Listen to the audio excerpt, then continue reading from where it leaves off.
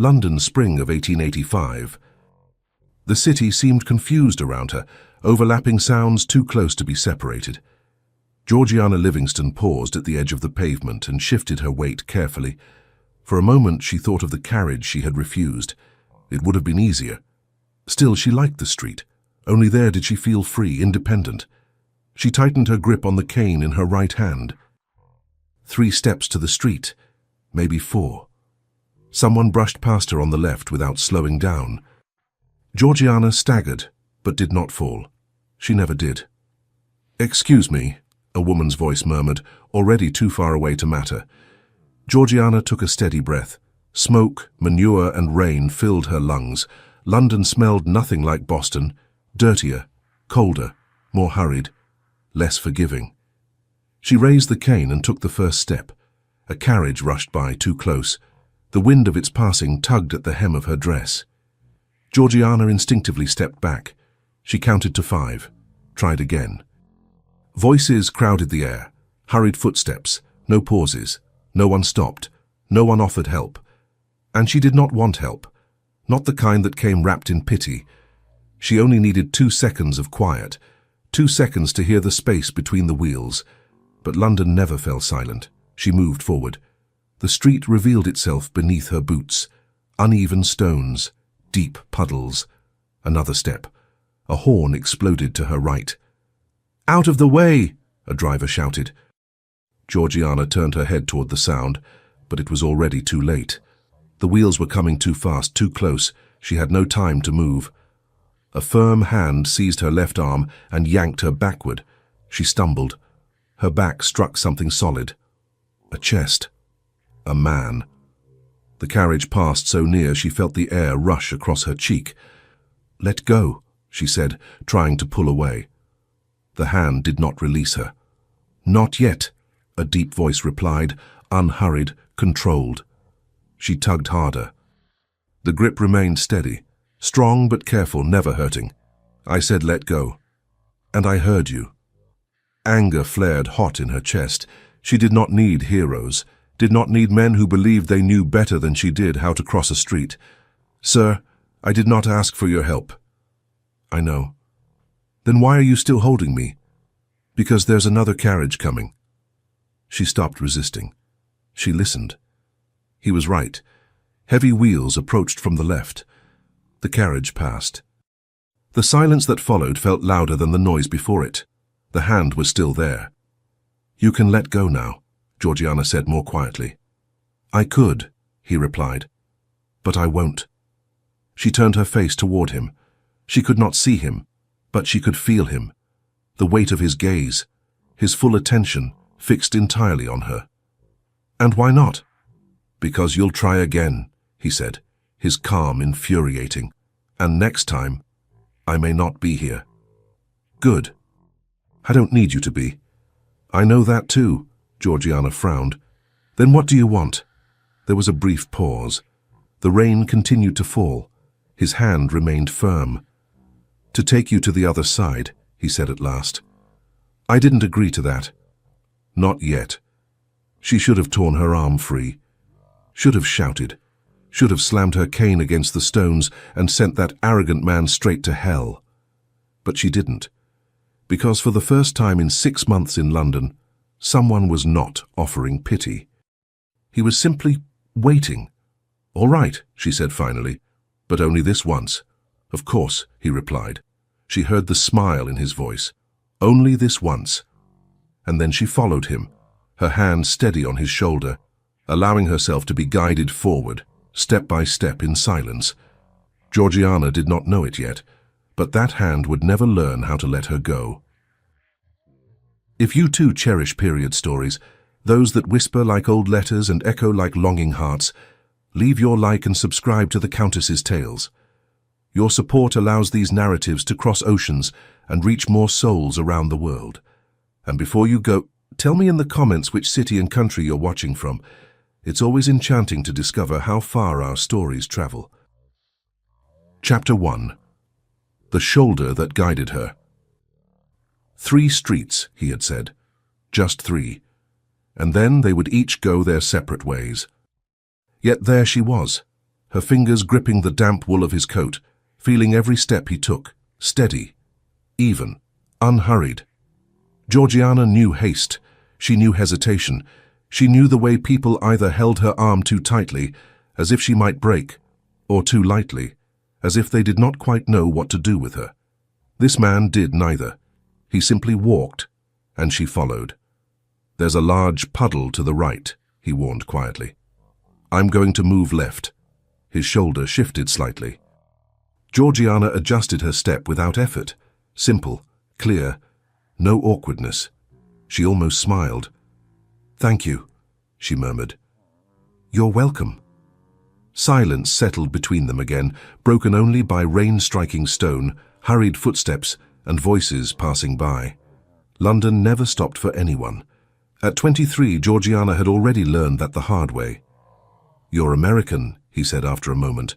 It wasn't a question, it was an observation. "I am," she replied. "Boston? How long have you been here?" "6 months. And you still cross streets alone in the rain?"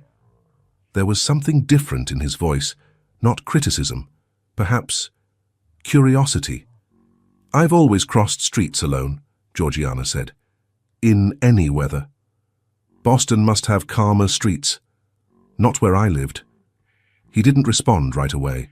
His shoulder shifted again, adjusting their path. "2nd Street," he said. "Already? You walk quickly." "So do you." This time she caught the smile in his voice. "True." They crossed in silence. Georgiana felt the change beneath her feet, the uneven stones giving way to smoother paving. The rain sounded different here. Fewer hooves, more voices. "Where were you headed?" he asked. Georgiana hesitated. She shouldn't answer. She didn't know this man, didn't even know his name. But he hadn't asked about her cane, hadn't questioned why she was alone, hadn't offered pity. "A bookshop," she said at last. "On Jermyn Street." "Hatchard's?" "Yes. That's still 2 streets away." "I know." "And you meant to cross them alone?" "I always do." His shoulder tensed just slightly. "London isn't Boston," he said carefully. "I noticed. The carriages here don't stop. They don't in Boston either. But you knew the streets there." Georgiana tightened her grip on the wet wool. "And I'll learn these ones too." The silence that followed was heavier. Then he stopped. She stopped with him, confused. There was no street beneath her feet, no immediate traffic. "Why did we stop?" she asked. "Because I need to say something," he replied, turning slightly. She sensed the movement. He was facing her now, close, not invading her space, but near enough that she could feel the warmth of him beneath the cold rain. "What?" she asked cautiously. "You're brave," he said simply. "But bravery doesn't stop carriages." Anger flared instantly. "I don't need a lecture, sir." "I'm not lecturing." "Then what are you doing?" "Stating facts." She turned her face away, irritated. Rain struck her cheek, cold and sharp. "I know the facts," she said firmly. "I live with them every day." "I know." "Then why are you treating me as if I don't?" "I'm not," he replied calmly, and somehow that made it worse. "I'm only saying that knowing the facts doesn't make London respect your courage." Georgiana tightened her grip on her cane. "And what do you suggest? That I stay locked inside waiting for someone to escort me everywhere?" "No." "Then what?" There was a pause. The rain felt heavier now, sliding down the back of her neck. "That you accept help when it appears," he said at last. "Without shame, without anger.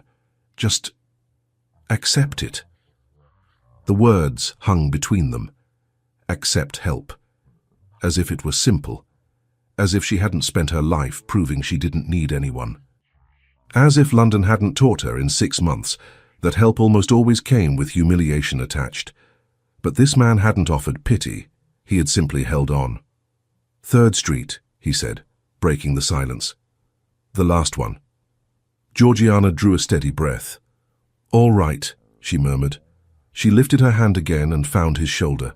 Still there, still steady, still guiding. They crossed the final street in silence.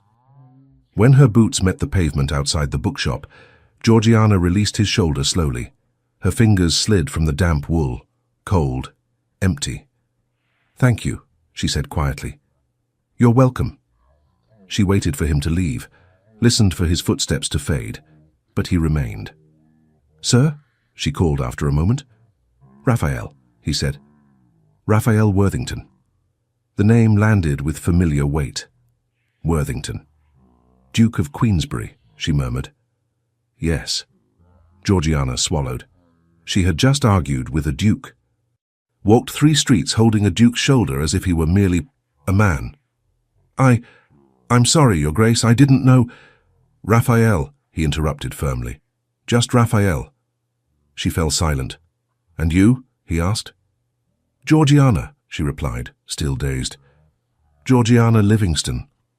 "Well then, Georgiana Livingston of Boston," he said, the smile returning to his voice. "It was a pleasure crossing streets with you." And then, finally, he walked away. Georgiana stood in the rain listening as his footsteps disappeared. She should go inside, should forget the arrogant duke who thought he knew better than she did. But her fingers still tingled where they had touched his shoulder. And something quiet, persistent, told her this would not be their last meeting. Chapter 2. The Weight of Goodbyes.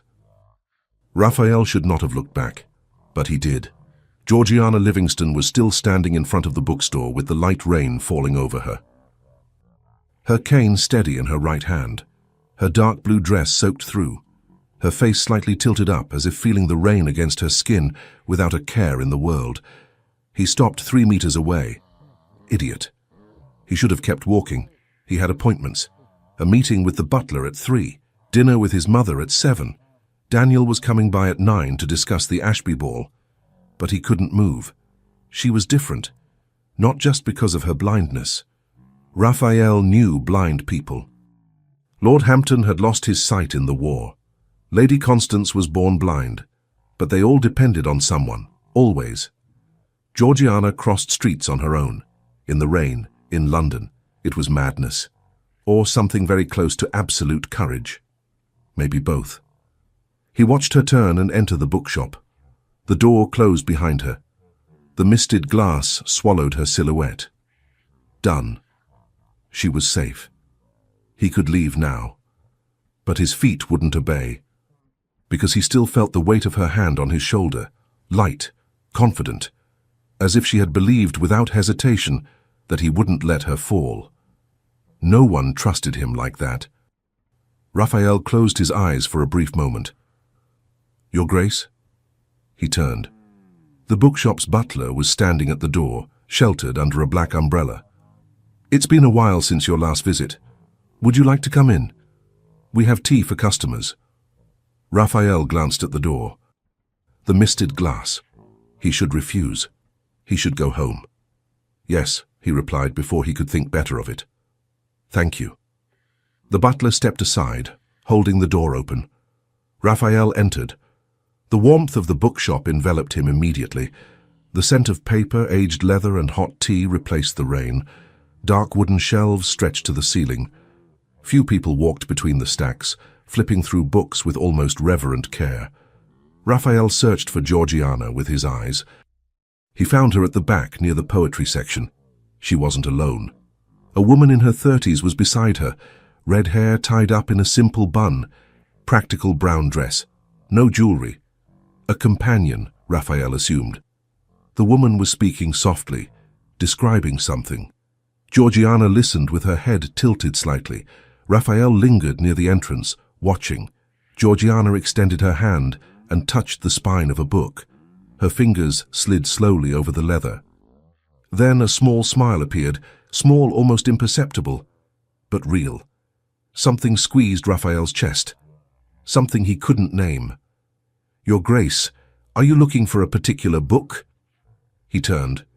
The shop attendant was by his side. "No," he replied too quickly. "I'm just looking." "Of course. If you need anything, I'll be right here." The man stepped away. Raphael turned his attention back to Georgiana.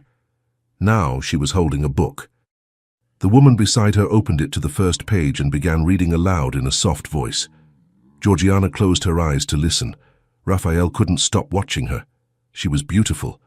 He only realized this now, without the light rain between them. Dark brown hair still damp, a delicate face but with an unexpected firmness in her jawline, her determined mouth, her eyes. Raphael. He almost jumped. He turned. Daniel Sutton was behind him, a book tucked under his arm and a mischievous smile on his face. "Daniel," Raphael said, trying to sound casual. "I thought we'd only meet later." "I thought so too," replied the Viscount, "but I was passing by, saw you enter, and got curious." "Curious? You hate bookshops." "I don't hate them." "You do. You always say you prefer writing to reading." Raphael furrowed his brow. "I've changed my mind." "Clearly," said Daniel, scanning the room with an attention that was anything but casual. Then his eyes landed on Georgiana. "Or maybe it's not about books." Raphael didn't respond. Daniel had known him since Eton, well enough to know when silence said more than any denial. He was one of the few men Raphael trusted completely, and perhaps the only one whose presence, curiously, never felt out of place next to Henrietta. He still didn't understand why. Nor why, despite all his wit and freedom to roam, Daniel remained uncommitted, as if he were just like his sister, waiting for the right moment to realize something that was already in front of him. Daniel chuckled softly. "Who is she?" "No one." "Liar." "Daniel." Okay. The Viscount raised his hands. "I won't press, but you've been staring at her for 5 minutes." "I haven't." "You have." Raphael took a deep breath, irritated, with Daniel, with himself, with everything. "She's," he began, but the sentence died. "Beautiful?" Daniel suggested. "Different." "Ah, that's worse." "What?" Daniel gave him a light tap on the shoulder. "Different women are the most dangerous." Raphael was about to respond, but Georgiana moved. She closed the book and handed it to the woman, saying something softly. The woman nodded and walked toward the counter. Georgiana was left alone, standing between the bookshelves, cane in hand, face turned to books she couldn't see. Raphael watched as she extended her hand again. She touched another spine, slowly, as if she were reading by touch. Maybe she was. "Are you going to talk to her?" Daniel asked in a low voice. "No." "Why?" "Because I've already said goodbye." "And?" "And it would be strange to show up again." Daniel smiled. "You're in a public place. None of this is strange." Raphael knew his friend was right. Still, something held him back. Fear, perhaps. Of what, he didn't know. He just knew that Georgiana Livingston from Boston had crossed 3 streets holding his shoulder, and now he couldn't stop thinking about that hand, that trust, that small smile. "Your Grace?" He turned. The young woman accompanying Georgiana was standing next to him, green eyes, watchful, cautious expression. "Yes?" "Sorry to interrupt," she said with a slight Irish accent. "But Miss Livingston would like to know if your Grace is still in the bookshop." Raphael blinked. She knows I'm here. She heard your voice," the woman replied simply. "She's good with her hearing." Daniel chuckled softly. Raphael looked toward the back of the bookshop. Georgiana was still with her back to him, touching the books, but her shoulders were tense. She was waiting. "Yes," he said at last, "I'm still here." The woman smiled slightly. "Then perhaps your Grace would like to join us. Miss Livingston is undecided between Byron and Wordsworth." Daniel let out a laugh. Raphael shot him a warning glance and turned back to the woman. "Would that be appropriate?" "Miss Livingston doesn't always worry about what's appropriate," the Irish woman replied, a playful glint in her eyes. "Just with honesty." Raphael hesitated for a moment. Then he walked toward the back of the bookshop. Daniel took the cue and slowly drifted away, pulling a heavily serious treatise on port statistics and import tariffs from the shelf, as though that was exactly what he'd come to find. Georgiana turned her face when she heard his steps, and smiled. Small. Again. But this time, the smile was for him. Chapter 3. The voice that came back. Georgiana knew his voice the moment he stepped into the bookshop. Low, even, impossible to mistake. For 1 second, she forgot to breathe. Her fingertips froze on the spine of the book she'd been tracing. She had arrived a few minutes before Sarah. They'd agreed to meet inside. Georgiana liked choosing slowly, touching each volume, taking her time before her companion arrived to translate the shelves into words.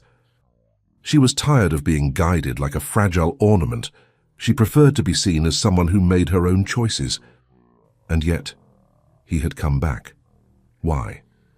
First, she had to be sure. "Sarah," she murmured.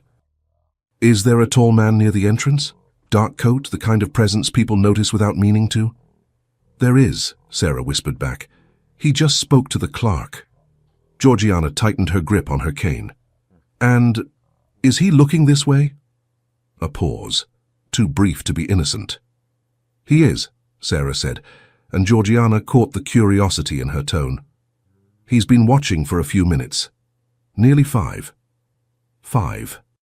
Something warm and unsettled tightened in Georgiana's stomach. Pride and irritation, and something dangerously close to hope, all tangled together without permission. He was here, looking at her, and yet he wasn't coming closer. Why? She reached for another book, pretending focus, but her heart was beating too fast. Her palms were damp inside her gloves, still not fully dry from the rain. "Do you want me to go to him?" Sarah asked quietly. Georgiana hesitated.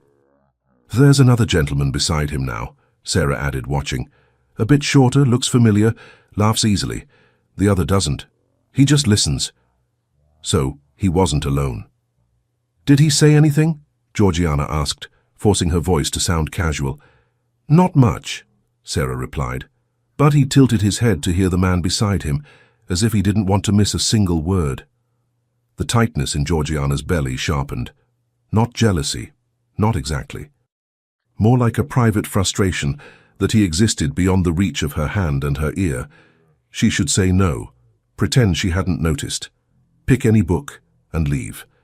But her fingers still remembered the wet wool of his coat, the steady shoulder beneath her touch, and she needed to know. "Yes," she said at last, "go to him, ask if he's still here."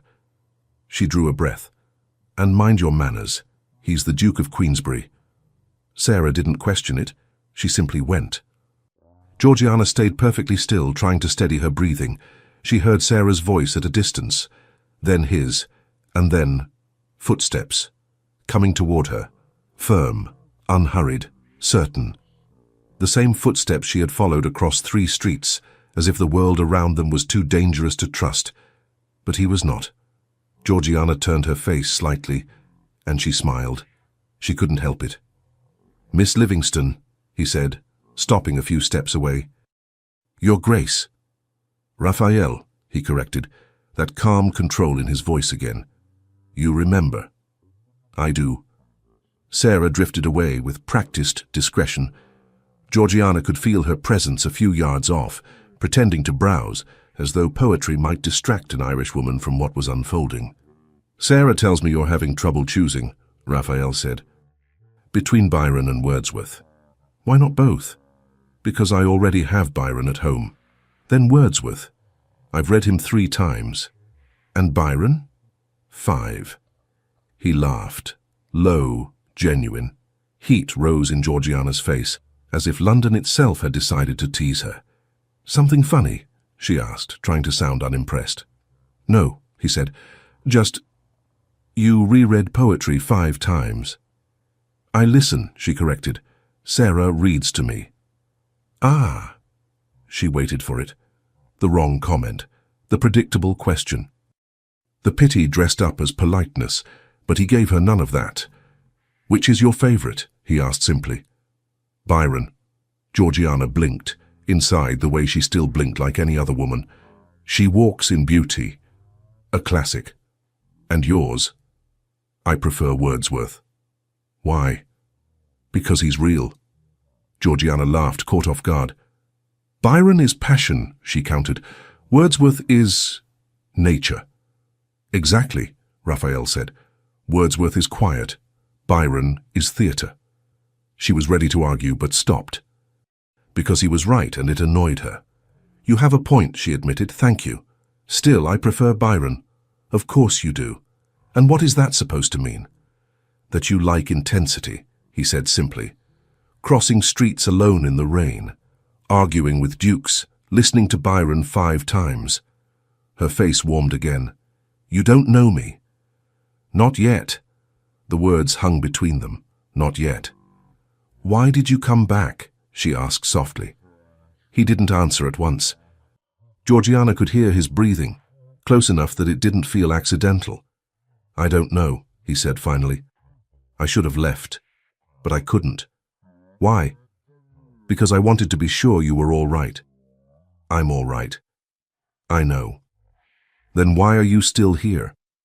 The pause stretched, long enough to change the air. Because I wanted to see you smile again.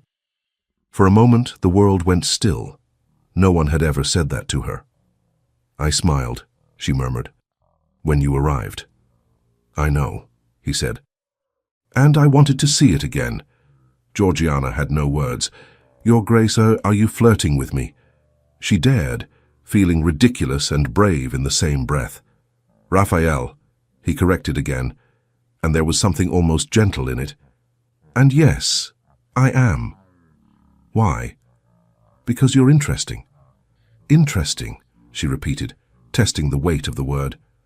Also beautiful, also fascinating, but above all, interesting.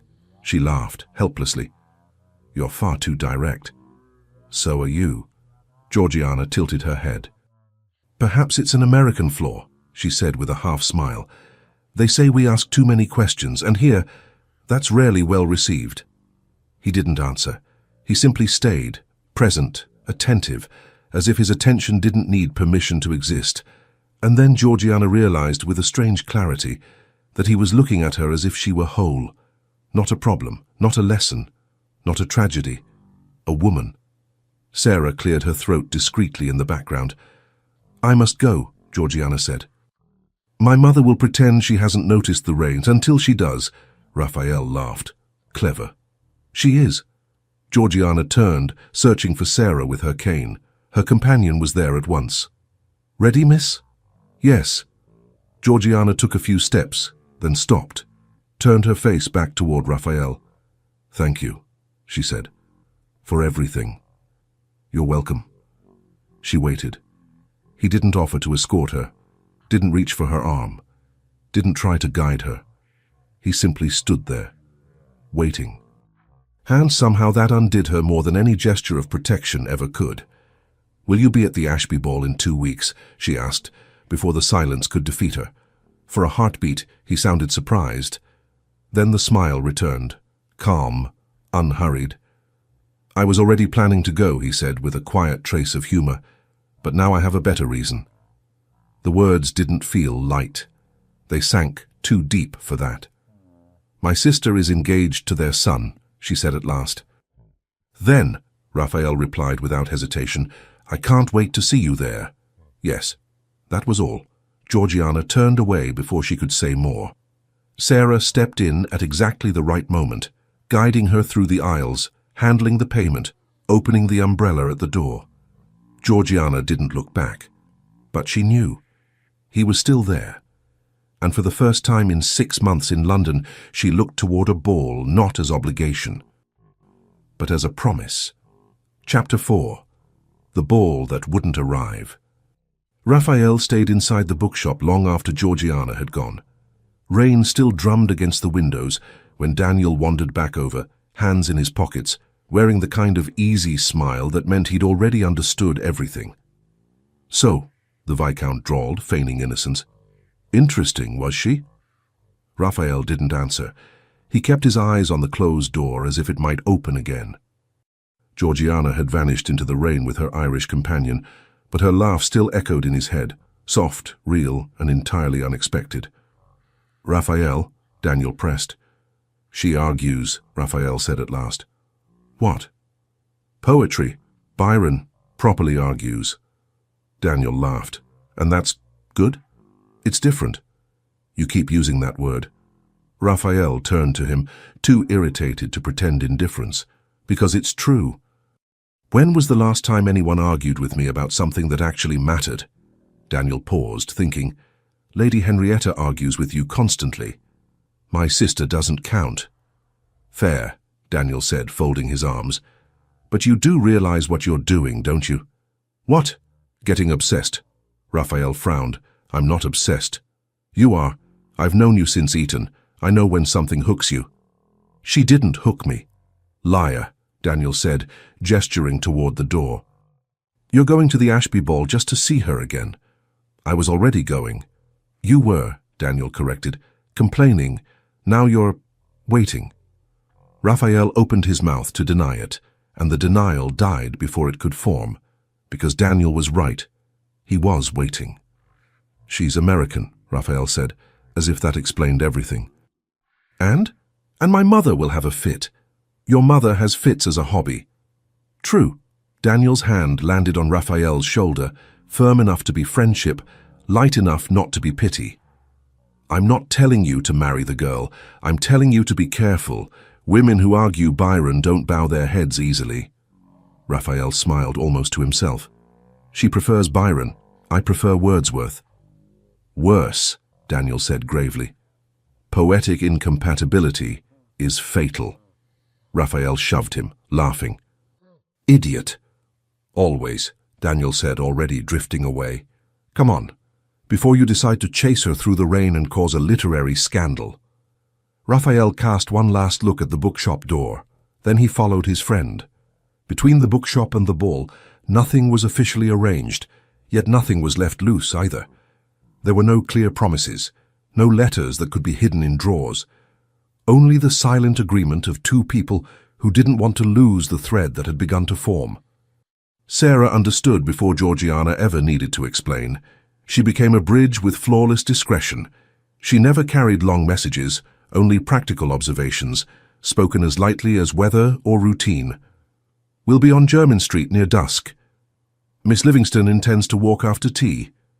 That was enough. London did the rest. On a late afternoon when the wind cut colder than expected, Raphael appeared by chance on the pavement of Jermyn Street. He didn't offer to guide her. He didn't take her arm. He simply walked close enough that no one dared jostle her, and far enough that it didn't look like possession. He said 2 sentences, quoted a line, listened to her reply with an attention far too intense for a man who claimed he was in a hurry.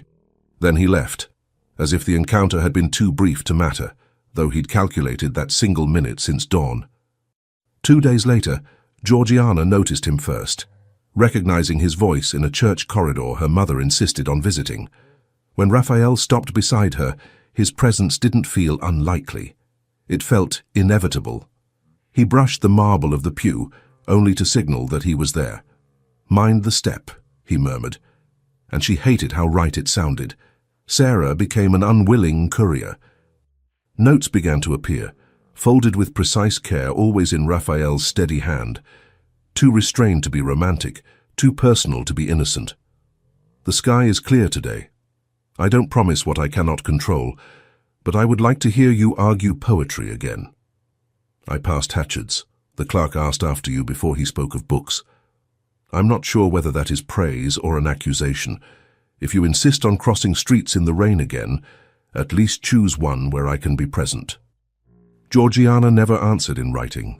She answered by appearing, sometimes in a public garden, under the excuse of accompanying Penelope, sometimes in rooms too crowded for Raphael to do more than incline himself toward her, as if hearing her voice were a quiet kind of disobedience, and when they didn't meet, the absence had weight, as if London were too large to allow them easily, and too small to keep them apart.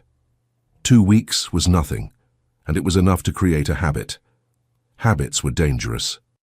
2 weeks after the day in the bookshop, Raphael stood in his room dressing for the Ashby ball.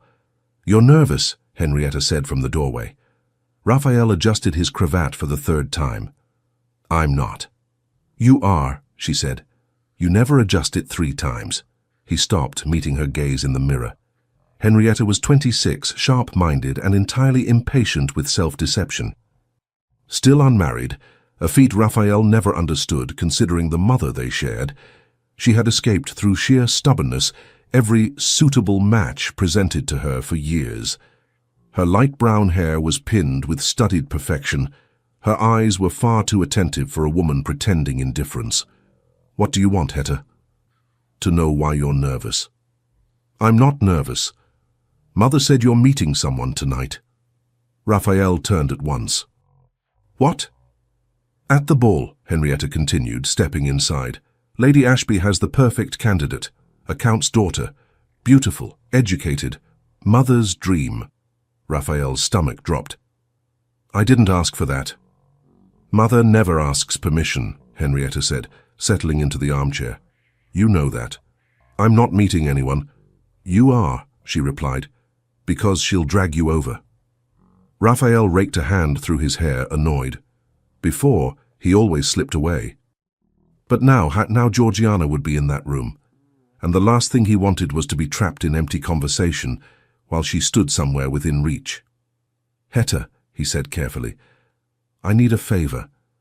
Henrietta lifted a brow. "I'm listening. If Mother tries to introduce me to someone, help me escape." Henrietta studied him for a long moment. "Why?" "Because I need to." "That's not an answer." Raphael hesitated, then yielded, as if unlocking a door out of habit. "I met someone." Henrietta's expression shifted, surprise, curiosity, and something quietly satisfied. "When?" "2 weeks ago." "Who?" "An American." Henrietta gave a short laugh. "Mother will die." "I know. And you want to see her again?" It wasn't a question. Raphael nodded. Henrietta rose, crossed to him, and rested her hand on his arm. "Is she special?" Raphael breathed in. "I don't know yet," he said. "But I think she is." Henrietta smiled, genuine. "Then I'll help you," she said. "But afterward you tell me everything." Agreed. The Ashby ball was crowded. Raphael arrived with his mother and Henrietta at 8. The mansion glittered under hundreds of candles, music, laughter, the measured rhythm of steps.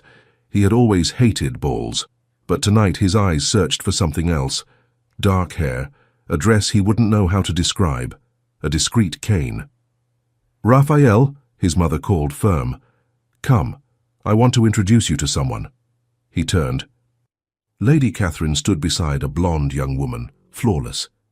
"This is Lady Victoria Marlowe," she announced, "daughter of the Earl of Somerset." Raphael flicked a quick glance at Henrietta. His sister made a tiny grimace. "Endure." "Lady Victoria," Raphael said politely, "the pleasure is mine." Conversation began. Weather, music, nothing. But his eyes kept searching. Then he saw her. Across the room, near the doors leading to the veranda. Georgiana Livingston, a wine-colored gown.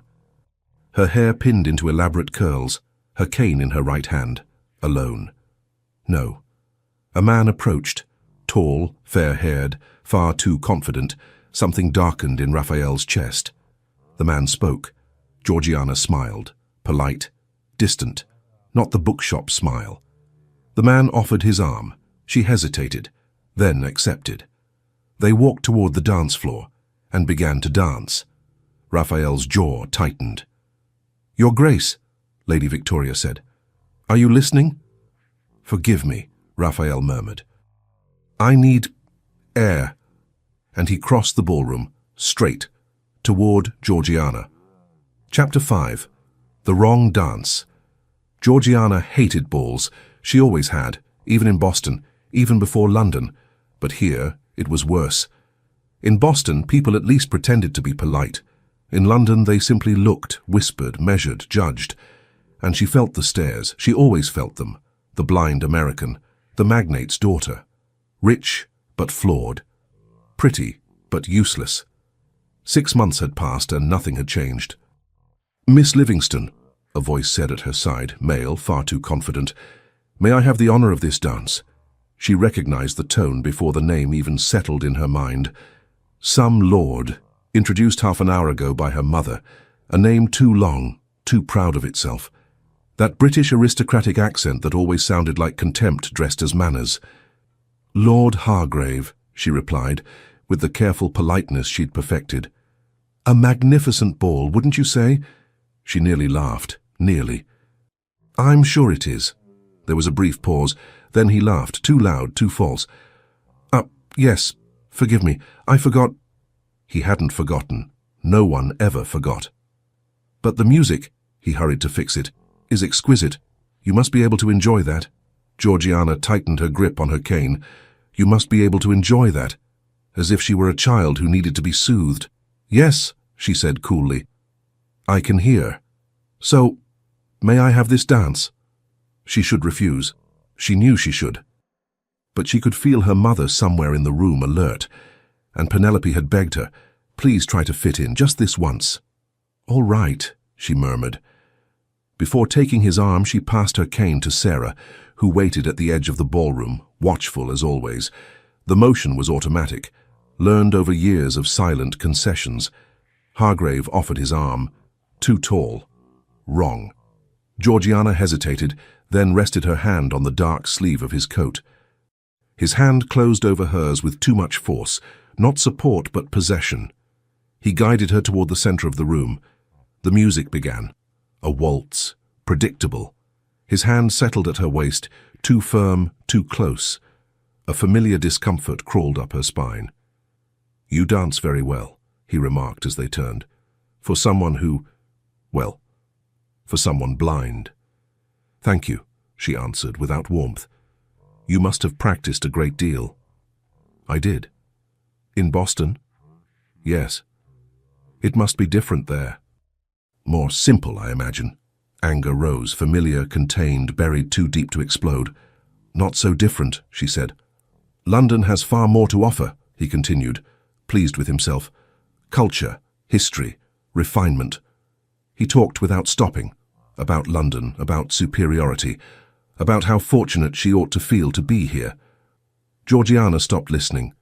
Instead, she focused on sound, the music, the steps, the laughter, the constant murmur of the room. She searched for one voice, low, calm. Unlike all the others, but she couldn't find it. Raphael had said he would be here, that they would meet. Perhaps he'd changed his mind. Perhaps he'd decided she was too complicated, too different. Perhaps... The music shifted. Hargrave spun her a little harder. Georgiana stumbled. Careful, he said, catching her with too much force. We don't want accidents. As if she were fragile, as if she needed to be protected from herself. Georgiana drew in a slow breath. Counted to 5. 1 more minute. Just 1. Miss Livingston, Hargrave said, lower now. May I be frank? I'd rather you weren't. He laughed as if she'd made a joke. You're an admirable woman, despite the circumstances. She went still. Circumstances. Your condition. And yet you have grace, beauty, and your father's fortune is considerable. She knew exactly where this was going. It always went there. It would be a shame, he continued, for you to return to America without a suitable husband. Suitable.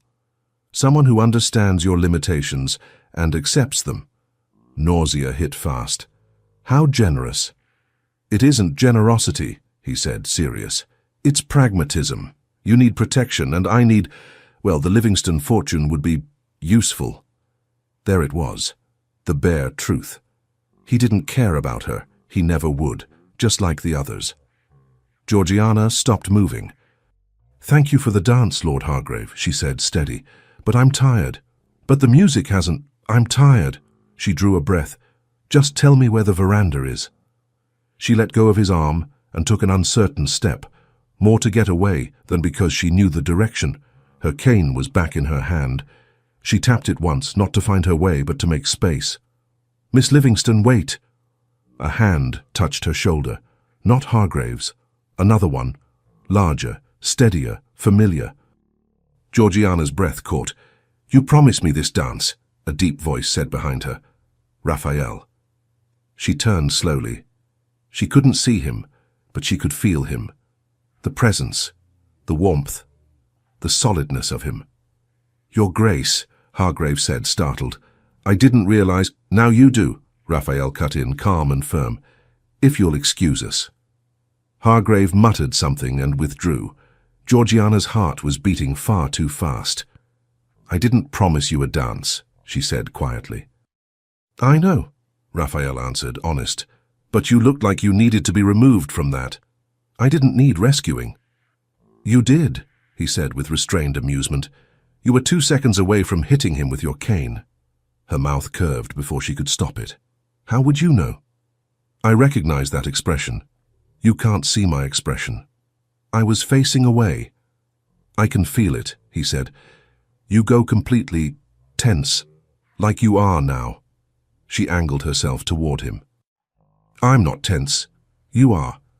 "I'm not." "Want me to prove it?" With effortless ease, Raphael took her cane and handed it back to Sarah, who waited near the edge of the room. Before Georgiana could protest, his hand found hers, large, warm, ungloved. "What are you doing?" she whispered. "Dancing," he said simply. The music changed, slower, softer. His other hand settled at her waist, no pressure, no invasion, just there. And he began to move. Georgiana followed without thinking. Her body knew the rhythm, but everything was different. Hargrave had guided her like an object. Raphael guided her like a partner. Each step was clear, safe. She didn't have to guess. She only had to trust. "You dance well," she said after a moment. "So do you." Hargrave said that too, with far more condescension. "Hargrave is an idiot." She laughed. "Couldn't help it. You shouldn't talk like that about other lords." "Why not?" "Because you're a duke. You're meant to have the decorum." "Decorum is boring," he replied, "and Hargrave is still an idiot." They turned, smooth, natural. Georgiana closed her eyes for a heartbeat and let herself feel it, the music, the motion, his steady hand in hers. And for the first time in 6 months, she didn't feel out of place. "You were late," she murmured. "Was I? You said we'd meet here. You didn't come." "I did," he said. "You were busy dancing with idiots." She smiled. "Jealous, Your Grace?" "Raphael," he corrected. "And yes, a little." Her heart leapt. "Why?" His hand at her waist drew a fraction closer, still proper, but unmistakably nearer. "Because I'd rather it had been me," he said, "dancing with you." She didn't know what to say. No one had ever been jealous of her. "You're too direct," she whispered. "You've said that." "Because it's true." "Would you rather I lied?" "No." "Then I'll keep being direct." The music began to fade. The dance was ending too soon. "Raphael," she said before she could lose her nerve. "Yes?" "Thank you for pulling me out of that conversation." "You're welcome," he said, stopping, but not releasing her hand. "Georgiana?" "Yes?" "There's less crowding near the veranda," he murmured. "If you'd like, I can take you there." She should have said no, gone back to her mother, been sensible, but his fingers were still wrapped around hers, steady, calm, and she didn't want him to let go. "You may," she said. Raphael leaned closer, just enough for only her to hear. "It's to the right," he murmured. "Take my arm." She did, and together they left the dance floor, leaving behind the stares and whispers toward a place where, for a few stolen moments, there would be only the two of them. Chapter 6. The Veranda. Raphael didn't let go of her arm until they reached the veranda. The night air hit Georgiana's face, sharp, clean, immediate relief. Inside, the ballroom had been stifling. Too warm, too crowded, too full. Out here was different, quiet, empty, just the two of them, and the music leaking through the doors behind them like a distant secret. Raphael kept a proper distance. Georgiana noticed. She drew a steady breath beside him, her shoulders easing, only slightly, but enough. "Better?" Raphael asked softly. "Much." Georgiana took a few steps toward the balustrade. Her cane touched stone, confirming the edge. She stopped there and placed both hands on the cold marble.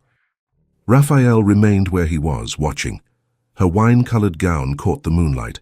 Her curls left the back of her neck exposed. There was something about her that wasn't merely beauty. It was presence, You can speak, you know, Georgiana said without turning. I can hear it when you're staring at me. Raphael smiled. I'm not staring. You are. How would you know? Because you go too quiet when you're looking at someone. He stepped closer. And how do you know that? Because you did the same thing in the bookshop, she said, turning her head slightly. 5 minutes in silence, just watching. Heat rose in his face. Daniel told you. No, Sarah noticed. Your companion is observant. She has to be, Georgiana replied simply. For me. Raphael leaned against the stone beside her, close, not touching, but close enough that his warmth existed in the air between them. Hargrave truly is an idiot, he said after a moment. Georgiana laughed softly. You're not going to let that go, are you? No, what he said about circumstances and limitations. Anger returned, controlled, as if you needed pity. He isn't the first, she said, with a calm that unsettled him, and he won't be the last. That doesn't make it acceptable. It makes it common. Raphael looked at her face lit by moonlight, at that serenity that felt trained, earned. You've gotten used to it, he said slowly. Being treated that way? I had to. You shouldn't have. Georgiana turned her face toward him. Her eyes found almost exactly where he stood. Almost. The world doesn't work like that, Raphael. It was the first time she'd said his name without hesitation. But it should, he replied, firm. But it doesn't. Then we have to try to change it. She smiled, sad, tired. You can't change the whole world. I can try. Why? The question hung there. Raphael had no neat answer. He'd known Georgiana only weeks. 3 streets, a bookshop, carefully accidental meetings, conversations cut off before they became confessions. He didn't know her fully, and still. Because you deserve more, he said at last. More than pitying stares. More than men who only know how to see limits. Georgiana went very still. And what do you see? She asked, almost a whisper. Raphael turned fully toward her, close now, too close. Courage, intelligence, an infuriating stubbornness. She laughed, lighter. Stubborn? You cross streets alone in the rain. You could take a carriage. If that isn't stubbornness, it's determination. It's both. She shook her head, smiling. Raphael lifted his hand, hesitated, then touched her arm lightly, an unspoken warning. She didn't pull away. And what else do you see? She asked. Someone who argues about poetry with fire, he said. Someone who laughs when she should be furious. Someone who makes me want to cross streets in the rain just to feel you holding my shoulder again. The silence thickened. Georgiana turned fully now. Her hands left the marble, reached, found the shape of him, so near she felt his presence filling the air. Raphael. Yes? You're flirting again. I am. Why? Because I want to. Her hands closed on the front of his coat. People will talk. Raphael hesitated. Just a breath. They will, he said lower. And that worries me, Aunt, for you. My family won't approve, Georgiana continued carefully. I'm American. I know. And I'm blind. I know that too. She inhaled, gathering courage. And still, you don't care. He stepped closer and covered her hands with his. No, he said simply. I don't care. Her fingers trembled beneath his. No one has ever said that to me. Then everyone is an idiot. She laughed, a brief, unsteady sound, as if she were still learning she was allowed. You're impossible. So are you. This is madness, she murmured, now quieter. I know. Silence stretched between them, dense, not awkward, expectant. Georgiana lifted her face toward him, guiding herself not by sight, but by his breathing, by the closeness so near it seemed to occupy the night around her. Raphael, Georgiana, what are we doing? Before he could answer, Georgiana raised her hand. The motion was slow, announced, respectful. May I? She asked, her gloved fingers hovering inches from his face. The glove gets in the way a bit, but I can still feel enough." Raphael understood before he spoke. He leaned in, accepting without hurry, without questions.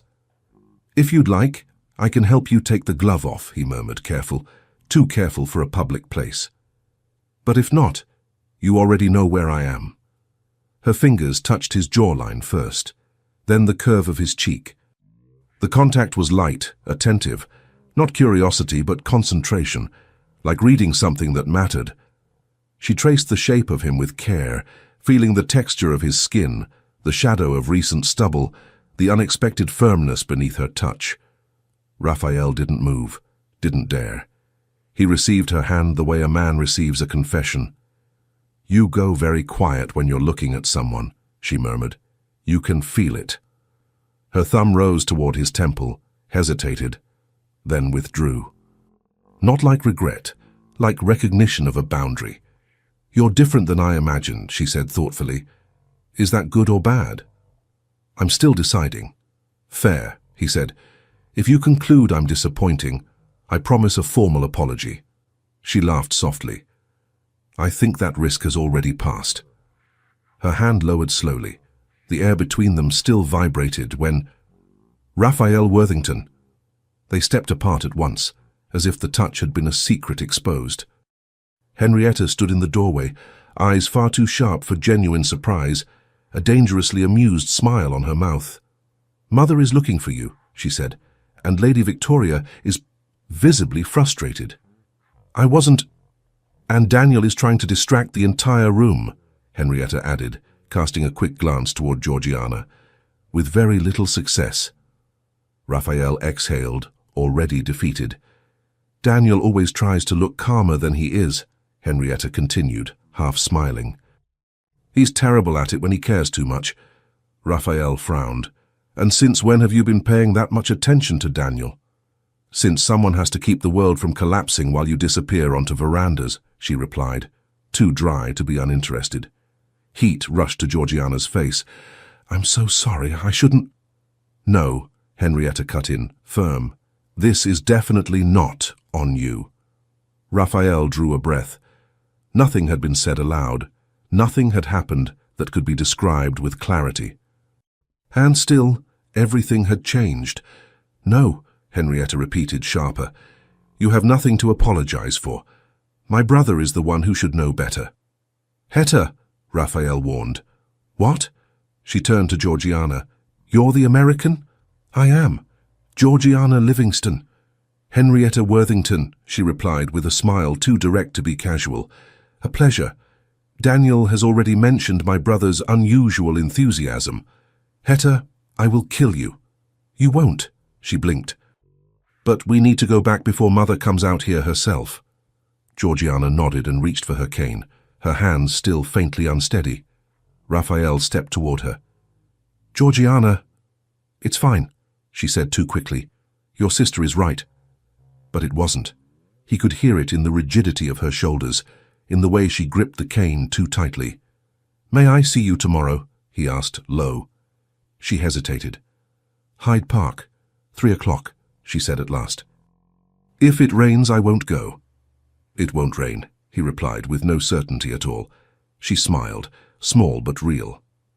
"We'll see." Henrietta guided her back toward the ballroom.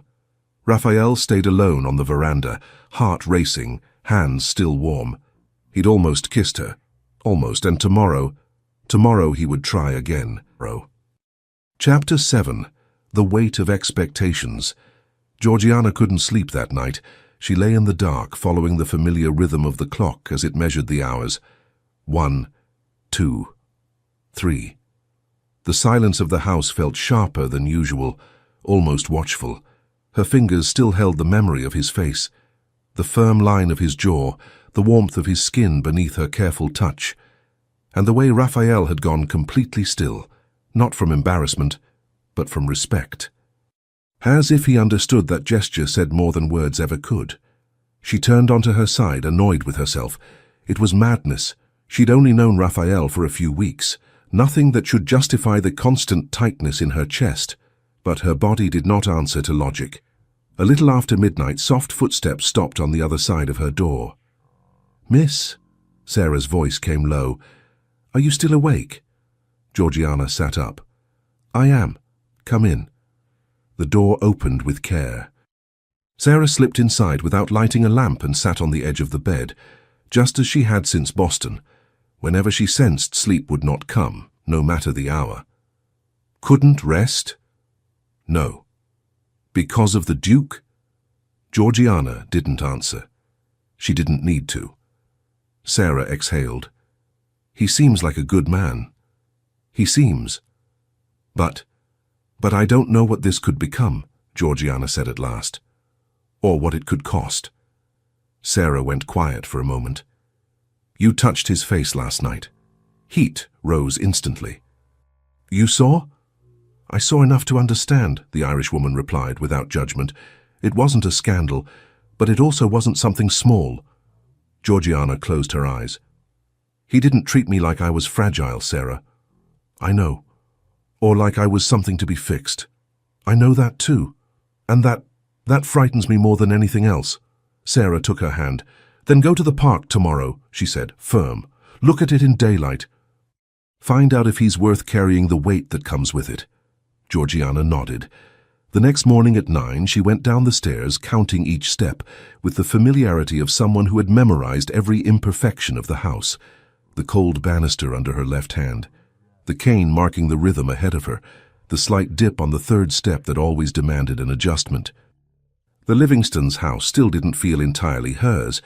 It creaked in unexpected places, held new silences, but the stairs already obeyed her body. Going down alone was part of her routine, a small act of independence no one commented on, but one she defended every single day. The family was already at the table. "Good morning, my dear," her father said. Edward Livingston's voice was deep and steady, carrying the familiar scent of paper and tobacco. "Did you sleep well?" "I did," she lied. She sat in her usual chair, 8 steps from the entry. Sarah had arranged everything with precision. "You left early last night," Penelope remarked from across the table. "I didn't see you after midnight." "I was tired." "Apparently not that tired," her mother murmured. Georgiana's cup froze halfway to her lips. "Mother?" Diana Livingston set her own cup down with a sharp, dry sound. "Lady Ashby mentioned you were seen on the veranda with the Duke of Queensberry." Silence fell like a physical weight. "Georgiana," her father said slowly, "is that true?" "It is." "Alone?" her mother asked. "Sarah was nearby." "But not with you?" "No." Another silence. "You understand how that will be interpreted," Edward said. "I do." "Do you?" Diana's voice sharpened. "We came to London to introduce you to society, not to feed its commentary." "We spoke," Georgiana said, controlled. "Nothing more than that. A conversation away from everyone at night on a veranda. Lady Henrietta found us," Georgiana answered. "Nothing improper happened." "After," Diana corrected. "Long enough for you to be noticed." Georgiana tightened her grip on the cup. "What do you expect me to do?" she demanded quietly. "Disappear? Stand perfectly still so I won't trouble anyone?" "I expect caution," her mother replied. "Because you cannot afford mistakes. Because I'm blind." The silence that followed was answer enough. "So, that's what I am," Georgiana continued. "A risk?" "That's not what I meant." "But it's what you said." She stood. Her chair scraped the floor. "I won't keep listening to this." "Georgiana," her mother warned. "No." "Georgiana Livingston—" "Diana," Edward cut in, firm. "Enough!" Her father's hand touched her shoulder. "Sit down, my dear." She obeyed. "Now," he said, "let's be honest. This Duke, do you like him?" The question disarmed everything. "I do," she admitted. "And he respects me." "Does he treat you with dignity?" "Yes." "Even knowing you're blind?" "Especially then," she said. "He doesn't try to correct me."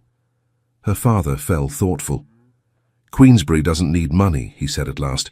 "If he approached you, it's because he saw something." "Or because he's curious," her mother murmured. "Still," Edward said, "Georgiana may meet him today."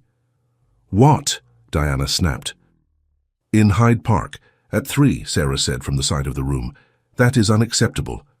She is not a child, her father replied. I will go with her, Sarah added. Silence. Back before 5, Edward decided. And Sarah stays close. Agreed, Georgiana whispered. By 2:30 she was ready. A pale green dress, her hair pinned simply, cane steady in her hand. You look beautiful, Sarah said. I'm terrified. I know. And if he doesn't show? Sarah's mouth curved to one side. Men who stand perfectly still while you touch their face don't usually disappear. Georgiana laughed, shaky, but real.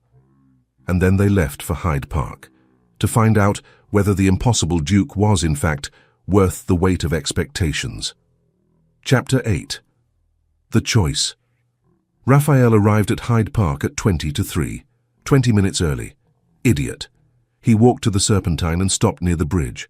Open, visible, proper. The deliberate opposite of the veranda the night before. The sun shone as if it had nothing to prove. Clear sky, not a single cloud. He'd promised her it wouldn't rain. You're early. Raphael turned. Daniel was there, hands in his pockets, looking far too relaxed for someone who had clearly been sent by Henrietta. What are you doing here? Raphael asked. Moral support, the Viscount said. Your sister thought it wise to have me confirm you still remember how to breathe before an important engagement. Don't be dramatic. I'm not being dramatic, Daniel replied, tilting his head. I'm observing. You never arrive 20 minutes early for anything.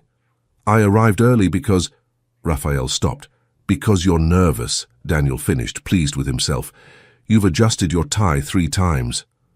Raphael dropped the fabric, irritated. That means nothing.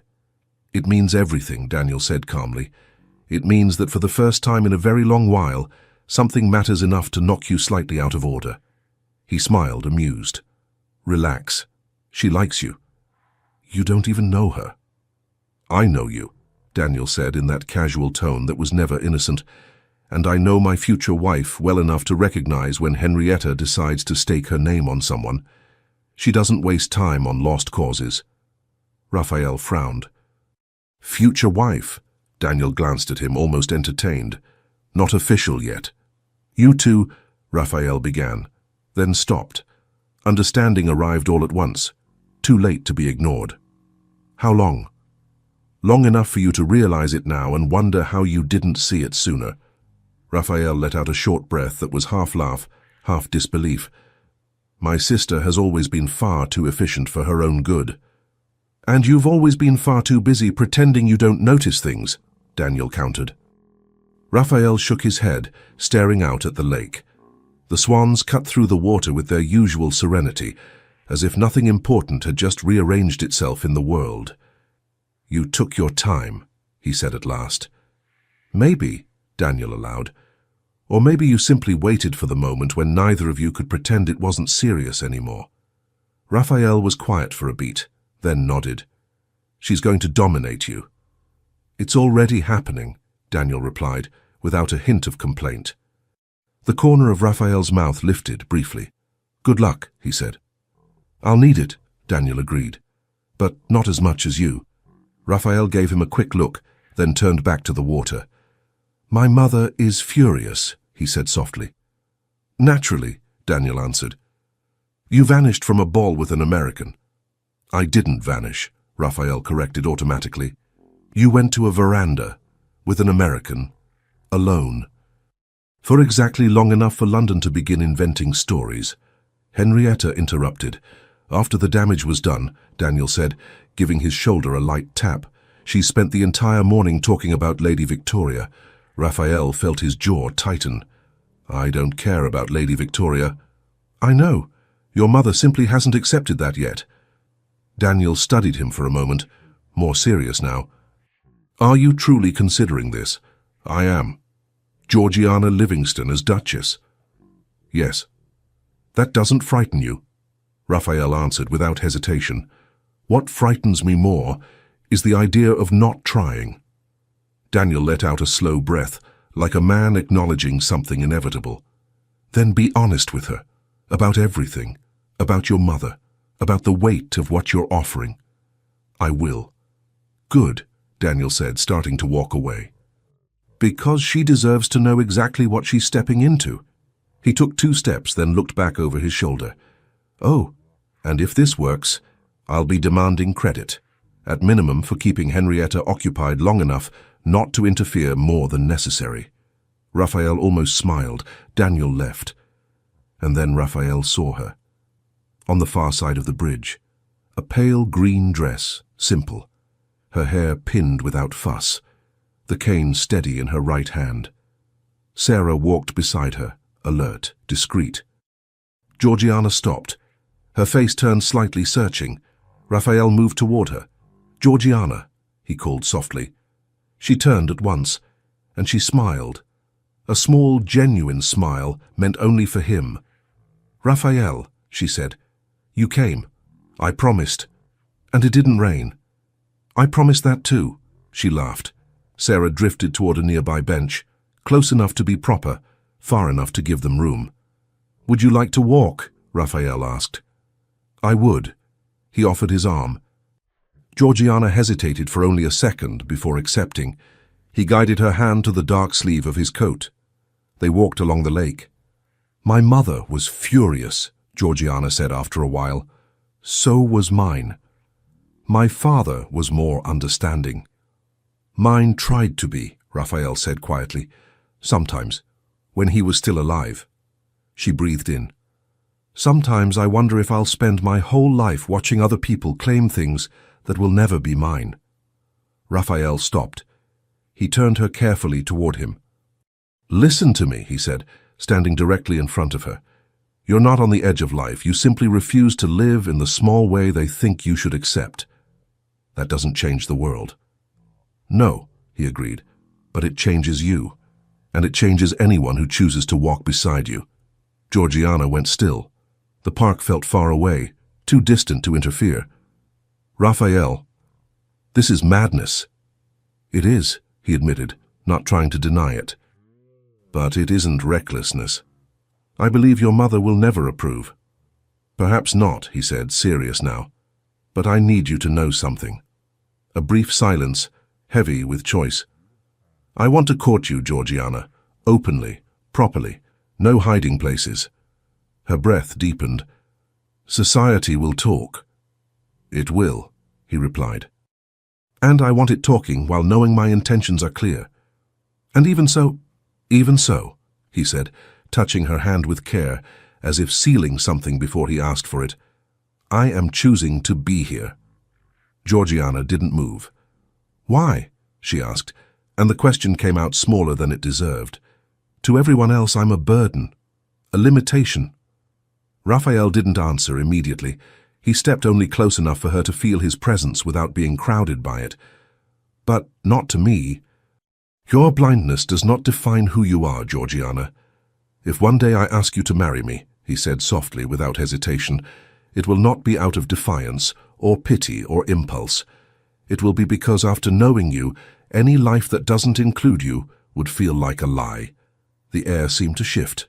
Georgiana lifted her hand slowly, not as a request but as a confirmation of something she had already decided she wanted to feel. Her fingers traced the line of his jaw, then the curve of his cheek. The touch was attentive, focused, as if she were reading something that mattered. Raphael did not move. Her hand lowered again, slowly. "Now I understand," she said, "why this is dangerous." "What?" "Because it makes me want to choose." The silence between them wasn't empty. It was decision. "Then listen," Georgiana said. "I won't promise to be easy, or discreet, or to fit where I was never made to fit." "Good," Raphael answered. "I've never known how to live any other way." She nodded. "Then we try. We try." He lifted her hand and pressed it to his lips for a second. One small gesture, final. "This is already a scandal," she murmured. "I know. But I'm not being dragged into it." "I know that too." Raphael offered his arm without haste. "Come," he said softly, "before I think too much." Georgiana hesitated only a heartbeat. Then she set her fingers on the sleeve of his coat. and accepted. They walked beneath London's sun, aware of the glances, the whispers, the weight beginning to gather around them. But together, and for the first time, that felt like enough. Chapter 9. The Choice. Georgiana knew the confrontation was waiting for her before she ever crossed the threshold. The carriage stopped precisely at 5. The footman opened the door without his usual cordial remark. "Miss Livingston," he said, his neutrality far too rigid to be natural.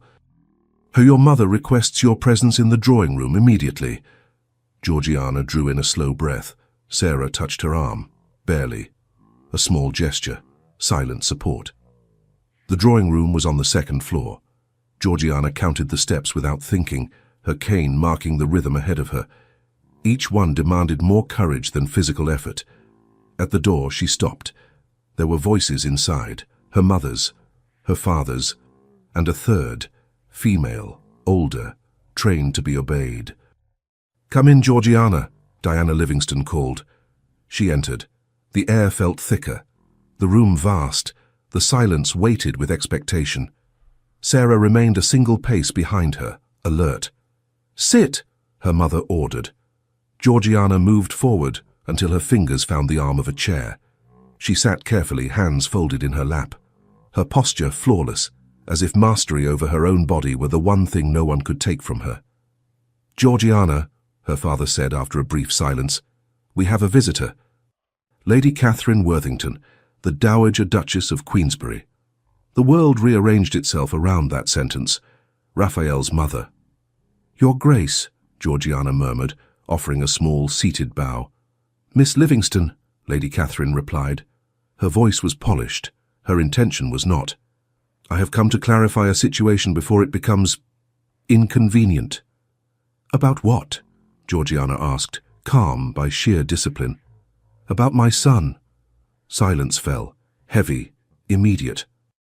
"I have been informed," the Duchess continued, "that you and Raphael were seen together in Hyde Park. Alone." Georgiana kept her chin lifted.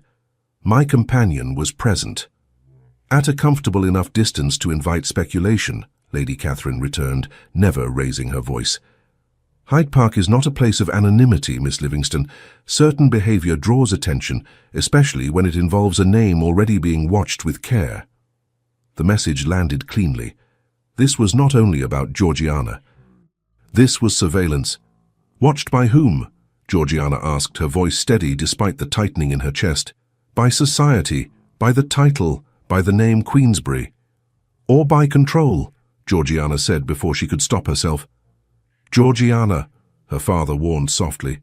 But Lady Catherine smiled, a thin, measured thing. "That is precisely why I came in person," she said, "to prevent illusions before they become inconvenient. My son cannot involve himself with someone so unsuitable." The word struck like a dry blow. "Unsuitable," Georgiana repeated, heat rushing up her face.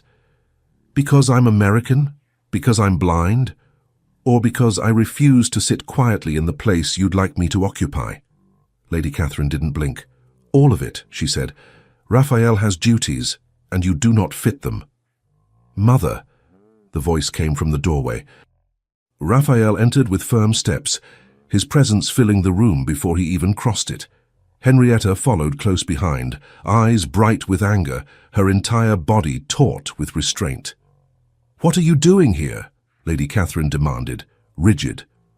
"Defending the woman I am courting," Raphael answered without hesitation.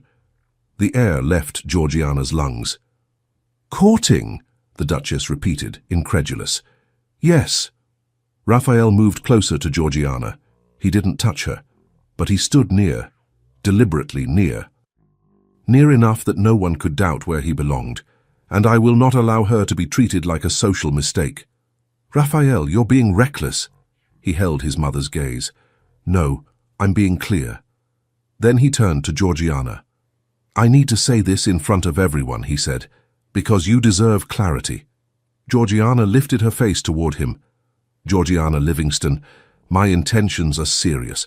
I am not playing with your reputation or mine. I chose you. Not in spite of who you are, but because of it." The silence became almost unbearable. "You cannot be serious," Lady Catherine said. "I have never been more serious," Raphael replied. Then he lowered himself to his knee before Georgiana and touched her hand, warning the gesture, so she would know exactly where he was. A collective intake of breath moved through the room. "Raphael," she whispered, startled. "I know it's early," he said. "I know it's improper. I know it will be difficult. But I also know I've never felt this for anyone." He held her hand with quiet steadiness. "Georgiana, will you walk with me, even if the entire world tries to stop us?" She was trembling. "People will judge us every day," she murmured. "They will. Your mother will try to destroy us." Raphael lifted his eyes to Lady Catherine. "I know her well enough to believe that," he said evenly. "But she won't succeed." "I don't know how to be a duchess," Georgiana confessed, barely more than a breath. "But I don't want a perfect duchess," he answered. "I want you." Tears came without warning. "Yes," she said at last. "Yes, I accept." The reaction was immediate. His mother gasped. Her mother pressed a hand to her chest. Henrietta, who had been silent until then, laughed, astonished and satisfied all at once. Raphael leaned in and kissed Georgiana's forehead. Brief, contained, final. It was enough to seal the scandal. Hours later, the house was unnaturally quiet. Lady Catherine had left furious and defeated. Henrietta was radiant. Diana Livingston had withdrawn into silence. Edward had shaken Raphael's hand and said only, "Take care of her." Now, on the back veranda, Georgiana breathed in the cool air beside him. "Your mother will never like me," she said. "Maybe not," Raphael answered, "but that changes nothing." "Nothing? Nothing." He kissed her forehead again. "In 3 months," he said, "we will be husband and wife." Georgiana smiled, still disbelieving. "This will be hard." "It will. But it will be worth it." Georgiana leaned into him, and she knew that even if the entire world turned against them, she had made the right choice, because for the first time she hadn't been tolerated. She had been chosen. Epilogue. Rain fell hard over London in the spring of 1886. Georgiana Worthington, Duchess of Queensberry, paused beneath the portico of the mansion and smiled as the drops touched her face. The sound was the same. The scent, too. 1 year. Exactly 1 year since the afternoon a stranger had taken her arm on a busy street and never let go. "Ready?" Raphael asked beside her. "Ready." He offered his arm, as he had since the very first day, as he always would. Georgiana rested her hand there, steady, confident, familiar. The carriage waited ahead, but before stepping inside she stopped. "Wait. What is it?" "I want to cross." Raphael lifted an eyebrow, amused. "The street?" "Yes. Like that day. It's raining. I know." "You're a duchess now," he said with a restrained smile. "You have a carriage. You don't need to cross streets in the rain." Georgiana turned her face toward him. "I had one then too," she replied calmly. "But I've always liked crossing, feeling the path beneath my feet. Walking the way people walk." Raphael studied her for a moment. No irony, no condescension, only understanding. "Then let's go." They crossed together slowly, rain sliding down their coats, their steps adjusting to one another. When they reached the other side, Georgiana laughed, free, open, whole. "Sarah will kill me for soaking the new dress," she said. "Sarah adores you," he replied. "She'll scold you too and then forgive you." "True." They climbed into the carriage, still smiling, the world outside blurred by rain. "Where are we going?" Georgiana asked. "Dinner with my mother." Her face twisted immediately. "Is that meant to reassure me?" "No," Raphael said, a corner smile appearing. "But it's progress. She said she had something important to say." "That never sounds comforting." He laughed and laced his fingers through hers. The engagement had been brief. The wedding discreet. 3 months had been enough to make it clear nothing would turn them back. Lady Catherine had tried objections, delays, strategic silences. None of it worked. By late summer, on a clear morning, Georgiana had become a duchess. The ceremony was small, intimate. Penelope as maid of honor, Daniel as best man, far too serious for someone who rarely took anything seriously. Sarah quietly crying at the back, and Lady Catherine present, rigid, but present. It was a beginning. The Worthington mansion rose imposing as the carriage stopped. Your Grace, Willis greeted them, formal and genuinely warm. Willis, Georgiana replied, smiling. How are you? Very well, Your Grace. The Dowager Duchess awaits you in the dining room. Raphael guided her through the corridors. Georgiana knew them by heart now, every turn, every step. 3 months had been enough for the house to stop feeling like foreign ground. Lady Catherine waited at the head of the table. Raphael, Georgiana. Still reserved, but less distant. Henrietta arrived soon after, accompanied by Daniel, both visibly lighter after the formal announcement of their wedding set for the following month, a decision society accepted without resistance. Dinner passed with excessive propriety, safe conversation, no open tension, until dessert was served and Lady Catherine set down her cutlery. I have something to say. Silence fell. Georgiana, she said directly, I owe you an apology. The world seemed to hold its breath. Lady Catherine, she corrected, if you will allow it. She drew a breath. I was wrong about you, about what you could be for my son, for this family. Raphael squeezed his wife's hand beneath the table. I have watched you, Catherine continued. I've seen how you inhabit this house, how you carry the title without trying to prove it, and I understand now that I judged you for the wrong reasons. Her voice faltered. You are an excellent Duchess, better than I imagined, and I regret everything I said and everything I thought. Tears came before Georgiana could stop them. Thank you, she murmured.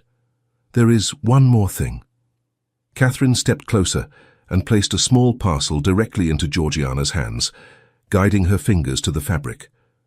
It belonged to the first Duchess of Queensberry. It is tradition to pass it on. Georgiana unwrapped it carefully. The antique brooch rested cool in her palm. She traced its outline with her fingertips, feeling the weight, the curves, the delicate craftsmanship. It's beautiful, she said softly, sincerely. It is yours now. Catherine touched her shoulder, a simple, final gesture. Welcome to the family, truly. Later, in the carriage home, Georgiana still held the brooch. Are you all right? Raphael asked. I am, just taking all of this in. He kissed her temple. I told you she would come around. It took a year, but she did. The rain had stopped.